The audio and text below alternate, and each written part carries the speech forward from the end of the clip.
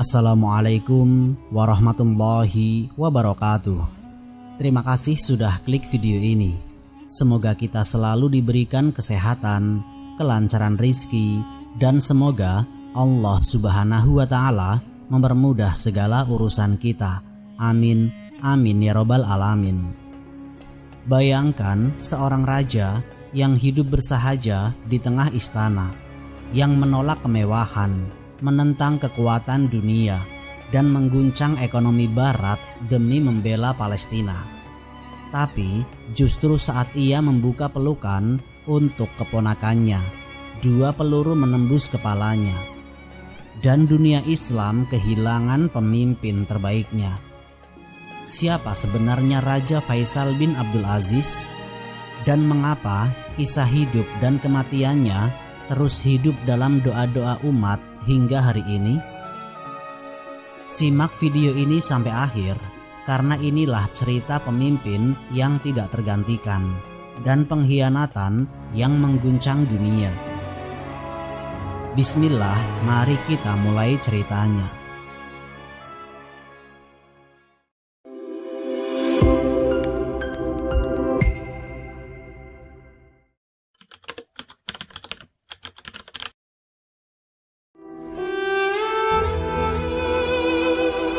Faisal bin Abdul Aziz bukan lahir di tengah kemewahan yang membuatnya lupa tanah. Beliau tumbuh dalam zaman yang keras, ketika kerajaan Arab Saudi masih berupa padang gurun berserakan, kabilah yang saling bersaing, dan ayahnya Abdul Aziz Al Saud sedang menyatukan negeri dengan darah dan diplomasi. Raja Faisal lahir pada tahun 1906 dan sejak kecil telah dibentuk bukan untuk bersantai di singgasana, tapi untuk memahami bahwa kepemimpinan berarti memikul amanah, bukan menikmati tahta. Ibunya, Tarfa binti Abdullah Al-Syekh, berasal dari keluarga ulama yang merupakan keturunan Syekh Muhammad bin Abdul Wahab. Didikan ibunya menanamkan nilai agama dan kesederhanaan yang melekat kuat dalam diri Raja Faisal. Ayahnya melihat potensi dalam dirinya sejak awal. Maka saat anak-anak lain seusianya bermain, Raja Faisal sudah diajak menyertai pertemuan-pertemuan penting dan berdiskusi tentang hal-hal besar. Beliau tidak dididik dengan kelembutan istana, tapi dengan keteguhan padang pasir. Ketika baru berusia 13 tahun, Raja Faisal dipercaya menjadi utusan ke luar negeri. Bukan karena tidak ada orang lain, tapi karena beliau memang berbeda. Di masa itu, seorang anak seusianya mungkin masih dianggap bocah. Tapi Raja Faisal telah membawa nama Saudi ke luar negeri, ke Inggris dan Prancis, mewakili ayahnya dalam pertemuan-pertemuan penting. Beliau tidak tumbang oleh tekanan atau kagum oleh gedung-gedung tinggi dan kereta bawah tanah. Beliau melihat barat dari jarak dekat, mengenali kekuatannya tapi juga kelemahannya. Sepulang dari lawatannya, beliau tidak datang dengan rasa rendah hati. Beliau justru berkata kepada ayahnya bahwa Islam memiliki segala yang dibutuhkan untuk membangun peradaban, asal pemimpinnya jujur dan umatnya mau bersatu. Saat kelak naik tahta setelah wafatnya Raja Saud yang dilengsarkan karena ketidakmampuan memimpin, Raja Faisal memikul kerajaan yang sedang dalam krisis, yaitu utang membengkak, sistem pemerintahan tidak teratur, dan banyak pejabat sibuk memperkaya diri. Tapi Raja Faisal tidak datang membawa kekerasan. Beliau datang membawa ketegasan. Beliau pangkas pengeluaran kerajaan. Beliau batasi pengaruh keluarga dalam birokrasi. Dan beliau mulai membangun pondasi yang kuat, yaitu pendidikan, kesehatan, dan infrastruktur. Beliau pernah berkata di hadapan menteri-menterinya, Kita tidak butuh istana yang tinggi jika rakyat kita tidur di tanah. Kita tidak butuh pujian dari dunia jika Allah murka kepada kita. Beliau tidak hanya berkata, beliau menjalani. Makanan sehari-harinya seringkali hanya kurma dan susu. Beliau memutuskan untuk tidak membangun istana pribadi yang mewah, walaupun beliau seorang raja. Bahkan dalam banyak pertemuan penting, beliau menggunakan balai terbuka yang sederhana, duduk di karpet bersama rakyatnya. Bagi Raja Faisal, menjadi raja bukan berarti beranjak. Raja Faisal tahu membangun jalan dan rumah sakit itu penting, tapi membangun manusia lebih penting. Beliau mendorong pendidikan dengan sangat serius.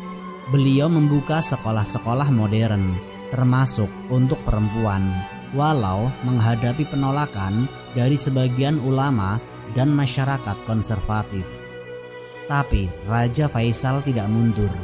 Beliau datangi langsung para penentangnya. Beliau duduk bersama mereka, menjelaskan perlahan, bukan memaksa, bukan menghina. Dan perlahan-lahan masyarakat mulai menerima. Yang unik, Raja Faisal tidak pernah mencela mereka yang berbeda pandangan. Beliau tahu perubahan memerlukan waktu, tapi juga beliau tahu perubahan tidak boleh ditunda. Di tengah semangat Arabisme yang melanda Timur Tengah pada saat itu, terutama dari tokoh seperti Gamal Abdel Nasser di Mesir, Raja Faisal tetap konsisten menegakkan identitas Islam sebagai dasar negaranya. Beliau tidak tertarik pada slogan-slogan sosialis atau nasionalis. Beliau hanya berkata, "Kami tidak akan bangkit karena semangat kebangsaan. Kami hanya akan bangkit jika kembali kepada Islam." Ketegasan dan keberanian adalah dua sifat yang tidak mudah ditemukan dalam diri seorang pemimpin, apalagi dalam dunia politik internasional yang dipenuhi tekanan dan kepentingan. Tapi Raja Faisal bin Abdul Aziz tidak berdiri di atas diplomasi yang takut kehilangan kekuasaan. Beliau berdiri di atas keyakinan bahwa seorang pemimpin muslim tidak hanya menjaga dalam negeri, tetapi juga memikul beban umat. Puncak keberaniannya terjadi pada tahun 1973 saat Perang Yom Kippur meletus antara negara-negara Arab dan Israel. Di tengah medan politik yang penuh tekanan, Raja Faisal tidak memilih jalan aman. Beliau tidak bersikap netral. Beliau juga tidak hanya mengirim dukungan secara simbolik. Beliau memilih langkah yang mengguncang fondasi ekonomi dunia, yaitu memboikot ekspor minyak ke negara-negara pendukung Israel, terutama Amerika Serikat dan negara-negara Eropa Barat. Saat itu, minyak adalah darah industri dunia. Arab Saudi sebagai produsen utama punya posisi tawar, tapi hampir tidak ada pemimpin Arab yang berani menggunakannya sebagai senjata. Hanya Raja Faisal. Beliau paham resikonya. Beliau tahu tekanan dari Barat akan datang. Tapi dalam benaknya hanya satu yang penting, yaitu nyawa dan kehormatan rakyat Palestina tidak boleh diperdagangkan dengan stabilitas ekonomi. Ketika diplomat-diplomat Barat datang menekannya, beliau menjawab mereka dengan ketenangan yang menakutkan. Kami umat Islam rela kembali hidup di atas kurma dan susu, tapi kami tidak akan mengkhianati Palestina. Kalimat itu menyebar di seluruh dunia Islam, di jalanan Yordania, di masjid-masjid Mesir, di madrasah-madrasah Pakistan, hingga ke pelosok Indonesia. Nama Raja Faisal bergema sebagai simbol keberanian yang tidak bisa dibeli. Beliau menjadi satu-satunya raja yang berdiri tegak menghadapi Amerika Serikat tanpa senjata, hanya dengan keberanian dan iman. Efek dari boikot minyak sangat nyata. Dalam hitungan minggu, harga minyak dunia melonjak lebih dari 300%. Ekonomi barat goyah. Antrian panjang terjadi di pom bensin New York dan Paris. Industri melumpuh. Pemerintah-pemerintah Eropa kelabakan. Dan untuk pertama kalinya sejak Perang Dunia II, negara-negara besar dunia merasa tunduk di hadapan negara-negara Arab. Dan dunia bertanya-tanya, siapa yang berani memicu ini? Jawabannya hanya satu, yaitu Faisal bin Abdul Aziz. Namun, beliau tidak membanggakan aksinya, tidak mencari pengakuan. Ketika wartawan bertanya apakah beliau merasa telah menang, beliau hanya menjawab, "Kemenangan bukan di sini, Palestina belum bebas." Di kalangan rakyat Muslim, beliau bukan hanya pemimpin, beliau adalah pahlawan. Umat Islam yang selama ini merasa dipermalukan dan dilemahkan di panggung dunia, akhirnya melihat satu sosok yang berbicara lantang, bukan untuk kekuasaan, tapi untuk umat. Majelis-majelis taklim menyebut namanya dengan doa. Para ulama membacakan khutbah yang memuji keberaniannya. Di dunia Arab, anak-anak mulai diberi nama Faisal sebagai bentuk cinta. Di Indonesia, Malaysia, Turki, dan Iran, pemuda-pemuda membicarakan tindakannya dengan rasa bangga, seolah beliau adalah milik seluruh umat, bukan hanya milik Saudi. Tidak ada pengawal yang bisa mengangkat harga diri umat seperti yang dilakukan oleh Raja Faisal. Beliau bukan sekedar raja, beliau adalah simbol bahwa Islam bisa bicara lantang di hadapan kekuatan dunia, bukan dengan kemarahan, tapi dengan prinsip. Yang paling luar biasa, Raja Faisal mengambil langkah ini nyaris sendirian. Banyak pemimpin-pemimpin Arab yang bersikap ragu. Ada yang takut pada sanksi ekonomi, ada yang lebih mementingkan stabilitas domestik. Tapi Raja Faisal tidak menunggu konsensus. Beliau bergerak dengan niat yang lurus. Jika kita menunggu semua sepakat untuk kebenaran, maka kita akan menua dalam kebisuan. Beliau sadar bahwa keberaniannya bisa membuatnya jadi target. Tapi beliau tidak mundur. Beliau tidak mengendurkan sikap walau tekanan datang dari segala penjuru. Bahkan ketika negara-negara besar mengancam hubungan diplomatik, Raja Faisal tidak bergeming. Karena Palestina bukan isu politik baginya, melainkan Palestina adalah amanah. Ketika ada yang bertanya, mengapa beliau takut kehilangan tahta jika terus bersikap keras terhadap negara-negara kuat? Ketika ada yang bertanya, mengapa beliau tidak takut kehilangan tahta jika terus bersikap keras terhadap negara-negara kuat? Beliau hanya menjawab, tahta itu milik Allah. Kalau Dia mau ambil, siapa bisa mencegah?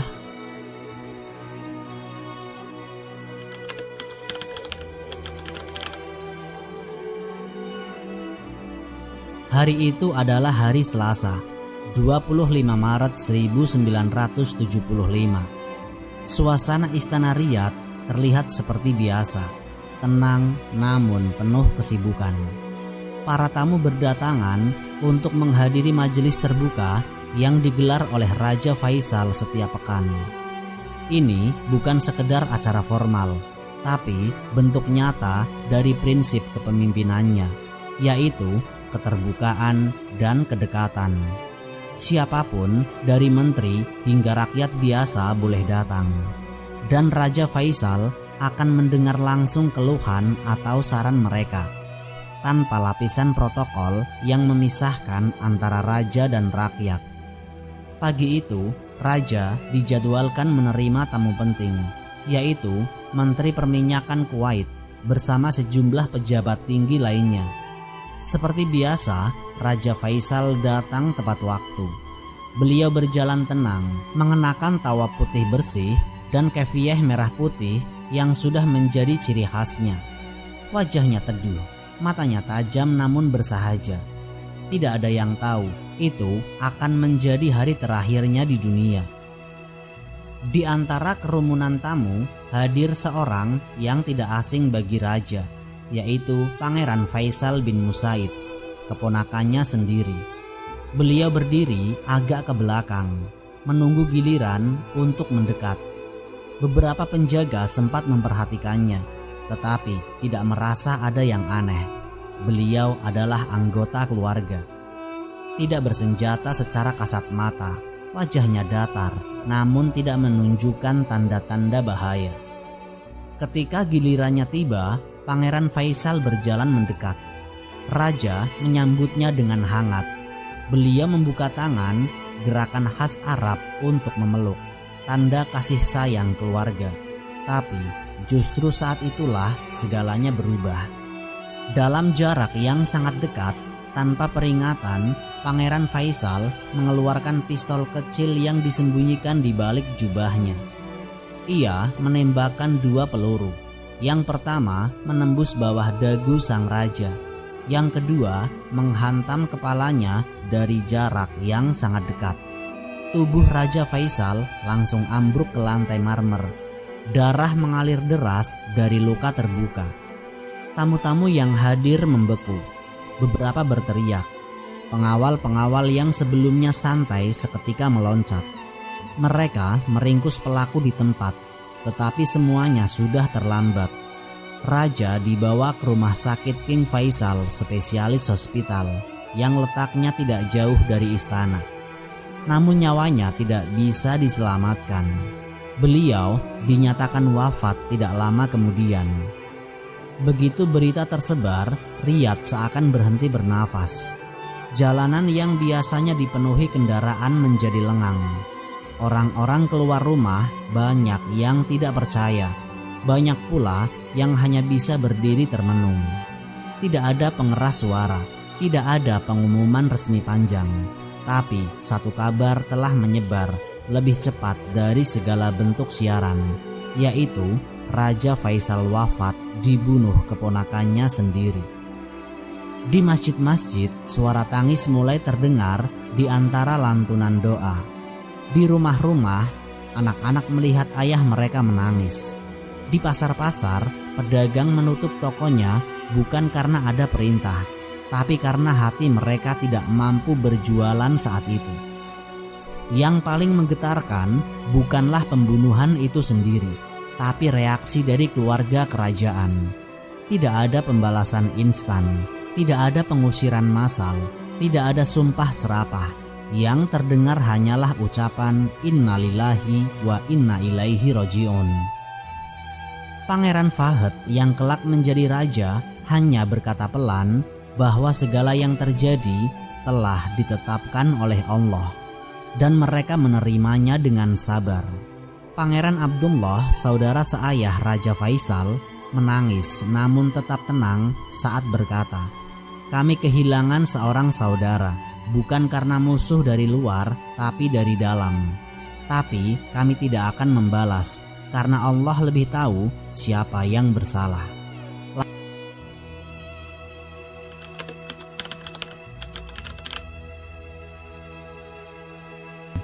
Tidak ada pembunuhan yang terjadi tiba-tiba. Di balik setiap pelatuk yang ditarik ada sejarah panjang di dalam dada pelaku. Sebuah bisikan dendam yang perlahan berubah menjadi keputusan. Begitu pula yang terjadi dengan Pangeran Faisal bin Musaid.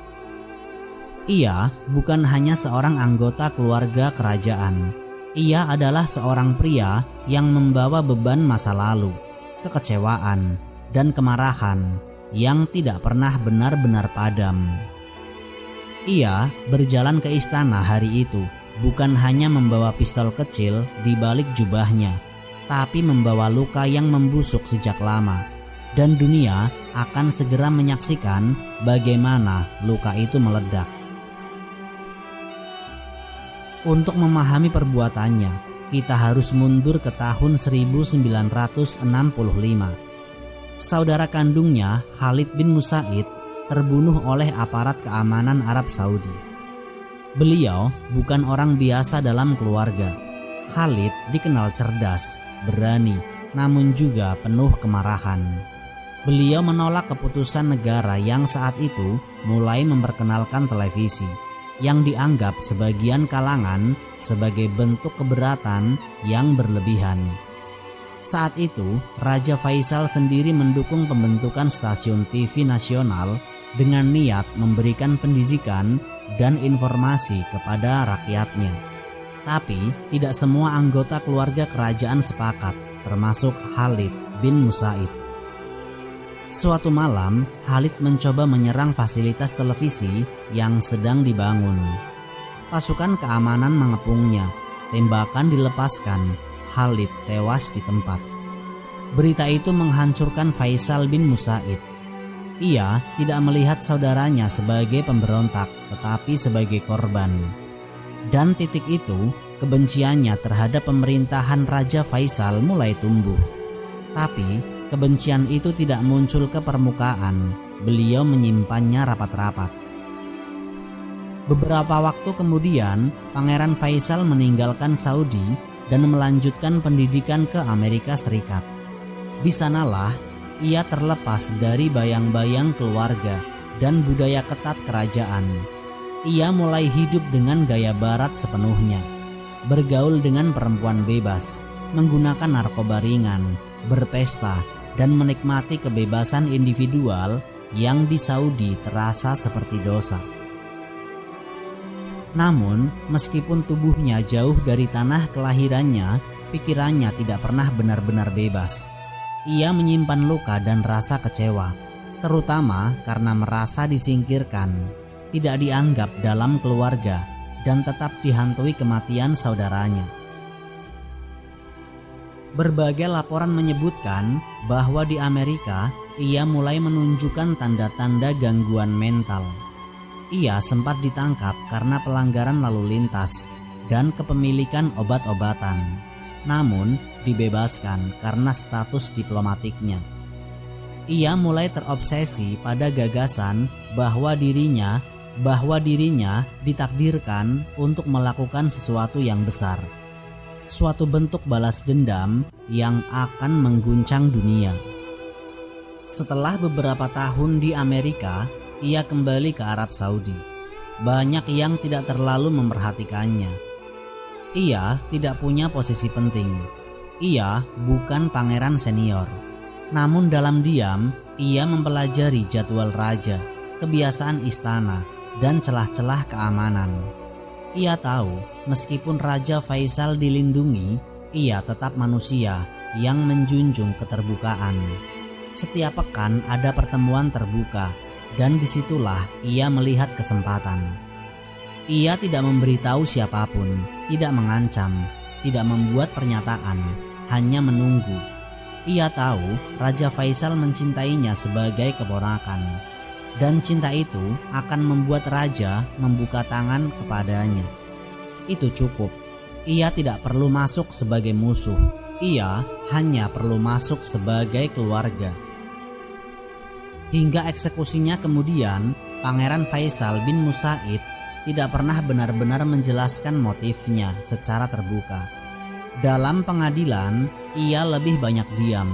Tapi para penyidik, pengamat, dan bahkan keluarga tahu ada 3 hal yang mendorongnya, yaitu dendam pribadi atas kematian saudaranya, ketidakcocokan dengan visi keislaman Raja Faisal yang keras terhadap budaya barat, rasa frustasi keterasingan, dan kemungkinan gangguan mental yang tidak ditangani. Namun pada akhirnya semua itu tidak menghapus kenyataan bahwa ia membunuh seorang pemimpin agung dengan cara yang paling keji, yaitu menembak saat hendak dipeluk. Beberapa bulan setelah kejadian, pengadilan khusus menjatuhkan hukuman mati atasnya. Tidak ada eksekusi dramatis, tidak ada publikasi besar. Ia dipenggal di depan umum seperti pelaku kriminal biasa. Tidak disebut sebagai pangeran, tidak diperlakukan istimewa. Ia datang sebagai pembunuh dan diperlakukan sebagaimana hukum Islam memperlakukan pelaku pembunuhan sengaja. Kisah ini mengajarkan kita bahwa darah bukan jaminan kasih sayang. bahwa luka yang dibiarkan tanpa penyembuhan bisa tumbuh menjadi bencana, dan bahwa kepercayaan yang diberikan atas nama keluarga bisa menjadi senjata paling mematikan jika ditanamkan di hati yang penuh racun. Raja Faisal dengan segala kebesaran tidak pernah membayangkan bahwa keponakannya yang beliau peluk dengan kasih justru datang dengan niat membunuh. Dan itu bagi sebagian orang adalah tragedi. Tapi bagi orang-orang yang beriman itu adalah tanda bahwa takdir Allah tidak bisa dipagari oleh cinta manusia. Wallahu a'lam bishawab. Semoga kisah ini memberikan manfaat dan menjadi pengingat bagi kita semua untuk terus memperbaiki diri serta meningkatkan ketaatan kepada Allah Subhanahu wa Ta'ala. Lebih dan kurangnya mohon dimaafkan. Yang benar datangnya dari Allah Subhanahu wa Ta'ala. Hilaf atau keliru itu datangnya dari diri saya sendiri sebagai manusia biasa. Sampai jumpa di kisah-kisah inspiratif berikutnya. Akhirul kalam, wassalamualaikum warahmatullahi wabarakatuh.